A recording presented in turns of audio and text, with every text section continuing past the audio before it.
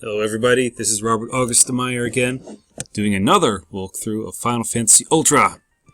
Only this time, well, it's a bit different. Take a look. I think respawn rate 7 is good. Yeah, we've got some new colors, because this is not Final Fantasy Ultra, but it's the Championship Edition. A new version of the game I've been working on recently. I really liked how Final Fantasy Ultra was finished. I heard a lot of positive comments from people who've played it, and I really thought the game was done when I released it. But after a while, perhaps because I was playing a hard mode version of Final Fantasy 1, I kind of felt, well, maybe I can make Final Fantasy Ultra a bit harder, and so I did. The first thing I did was double the hit points of all the enemies, and I tested that and I thought, hey, this game is more fun this way. And there's much more strategy involved when you can't kill all your enemies in 2 or 3 turns. So I really liked that, and based on that, I made a lot of differences. Now, just playing the game again, I made a lot of other differences, aesthetic ones. Even took out some bugs. As you can see here, we have all the classes. They look correctly on the character select screen. In the original, there was a bit of a bug. Big shout out to Dish for fixing that. He's a great guy. He helps a lot of people on the forums with bugs and other enhancements of Final Fantasy, and he helped me out with this one too. Now, this video is going to be about the classes in Final Fantasy Ultra Championship Edition, and if you already know about them in the original, well, they haven't changed that much since Final Fantasy Ultra. Different colors, of course, but they're 99% the same. So if you already know what they all do, you might as well skip this video and go on to the next one. So, this first video is about the classes. Let's discuss them briefly. And we start out with the Viking, who can use an axe, which is the strongest weapon in the game. It's pretty awful with them too. So that combined makes him the best physical damage dealer in the game. He can't do much other than that, really. Armor's average, his magic defense is average. Hit points are a little bit above average, but it's not a big deal. Now, he's in your party if you want to hit hard with a weapon. On to the next. Now, the Rogue. He's a pretty interesting character. We're going to be choosing him. So I'm going to show him off. What makes the Rogue special are actually not one, but 3 things. The Rogue has the highest luck of all classes in the game. And what's neat about that is that with his high luck rating, he has better encounters than other classes. Namely getting less ambushes and getting more surprise attacks. He has to be a leader though, because the game only checks the luck rating of the leader when a fight starts. Another thing he's very good at is running away, also because of his high luck rating. Running away takes a look at your luck stat, and his is higher than any other classes. Doesn't matter where he is in your party. So you don't have to have him as a leader for that reason. And then finally, he has a very high, or actually the highest, magic resistance of all party members. He's very good at jumping away when a spell is directed at him. He can also use swords, which use them pretty well. And his armor is scale, which is kind of average. His evasion is above average, so he can be your tank to get the better encounter rates, and he'll be able to survive. Not as well as the Paladin, but good enough. And I'm going to show you guys something about his special weapon, which you can get only 1/3 through the game, making quite a physical powerhouse halfway through the game. On to the Monk. Yes, we're going to be choosing him too. The Monk is good at hitting very often. If you don't equip a weapon, he'll get double the attacks, just like in the original, the Black Belt. He also gets automatic armor by leveling up. He doesn't wear any. The armor rating is not good, so it's all about his fists. combined with spells like Temper and Haste, the Monk can hit harder than any other character in the game. It just takes a while. So if you want to kill enemies fast, you take the Viking. If you want to kill bosses efficiently, you can use the Monk. Now he also has access to the buff spells in the game, so all the indirect spells, both black and white, he can choose. He won't be able to cast that many, so you'll usually save them for the boss battle. But any other really long fights, you can use them too. So the Monk's all about winning the long fights, and for shorter fights, his hands are pretty good. On average, his damage output is about the same as the Rogue and the Ninja, so it's above average. It's good. But mostly he needs a couple of buffs, and then he goes off. And Ninja, another damage dealer. Now she has a very high evasion rate, so she's kind of effective as a tank by dodging attacks. But since she wears cloth, the absorb is not that good. I wouldn't put her in the front of every party she's in, but it's doable. With evasion buffing spells like Invis, she can quickly get to max evasion, essentially making it impossible to hit her. So that's a strategy you can use. And what she also has is the use of the sword. It's just as hard as the Rogue with it, so that's good.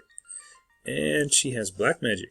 She can use all the direct black spells. Can't cast that many per day, but yeah.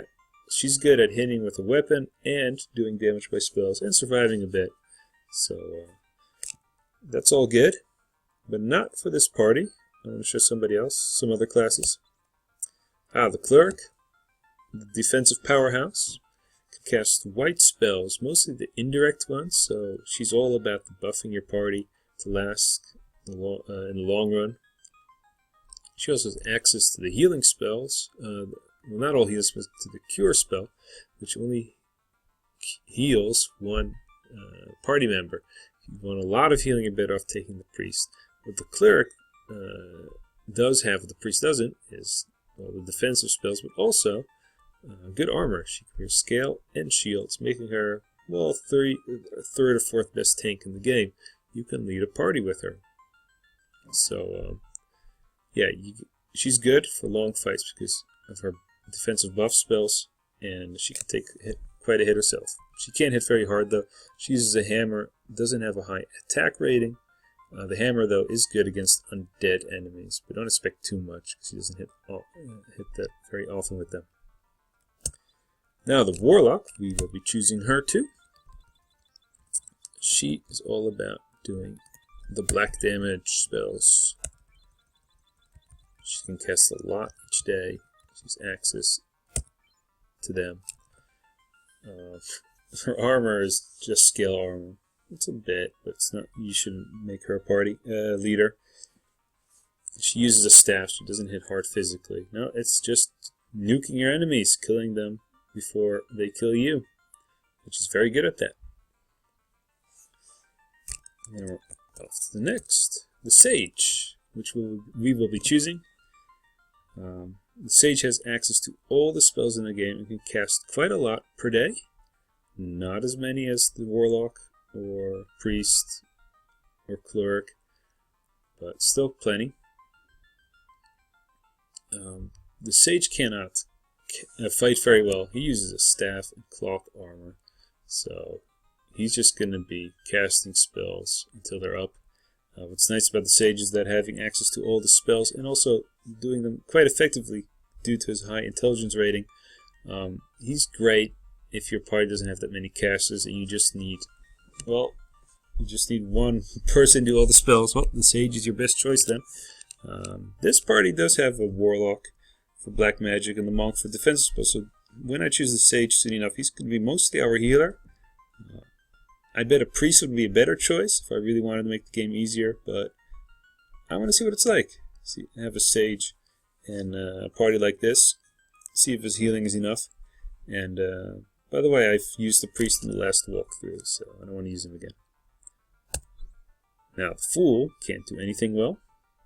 At the beginning of the game, he only has access to staves and cloth armor, subpar hit points, no good stats. And well, he's in the game, so you can brag about having a fool in your party. Or if you just like an extra challenge, try to beat the game with a fool in your party, or maybe even two if you really think you're good. I don't think it's possible, yeah, I had a slot left after figuring out which classes I wanted in the game, and I thought, well, how about I just put a character in the game that can't do anything, and that's the fool. Paladin can do quite a lot. He's got the best armor in the game, the plate armor, so he's the best tank. He also has pretty good magic resistance, so that makes him the best for leading your party. He uses a hammer, which does subpar damage, and he doesn't hit that awful with it, but so don't use him in your party to damage. He looks like the fighter in the original, but he's not that much of a fighter. He's just really a tank. He also has access to white spells, the white direct ones that heal and do damage to undead. What's neat about the Paladin is that because he also uses the hammers, he's probably the best character in the game to defeat undead, using both Holy and the hammer. But we're not going to choose him. And the Ranger, he's all round. He has access to all the spells, just like the Sage, except the Ranger doesn't cast them as effectively, and he doesn't have that many per day. So he's still very good at fighting. He can use swords, he can use scale armor and a shield. Damage-wise, he has the second highest armor in the game, and he's a pretty good tank. So he's more of a physical hybrid, taking damage, dealing damage with his weapon, but he also has all the spells, so he can help you with that too. Great as a second healer in the party. Now the Wizard's my favorite class in the game. He's quite the oddball. He's all about the indirect offensive spells, so he's good at long fights, but in an offensive way. He likes to put your enemy to sleep, poison them, and he likes to buff your party members with haste and temper. So he's great to have around. He can also cast direct black spells that deal with damage to one enemy. And he also uses swords, so he's pretty good at taking out one enemy at a time. He's not as good as the ninja or the Viking, but yeah, he can definitely help out with killing enemies. He doesn't have any armor though, so don't put him up front. Now the priest is all about healing. He has the heal spell, and he uses it better than anybody else. Also the holy spell to hurt undead. Also the shell and the will, which will help defensively. But with the cloth and the staff at his disposal, he's not going to be doing that much fighting. So take a priest if you want to do a lot of healing. And healing's good in this game, so worth considering. And we're back at Viking. Okay, so now I'm just going to choose the Sage. And then after this video, we'll start the real adventure. Oops. And, oh, made a mistake there. And we're off. So, let's go into town, and I'll leave it at that. See you next video where we start our adventure, buying weapons and armor and magic, and maybe we'll be able to take out Garland. See you then.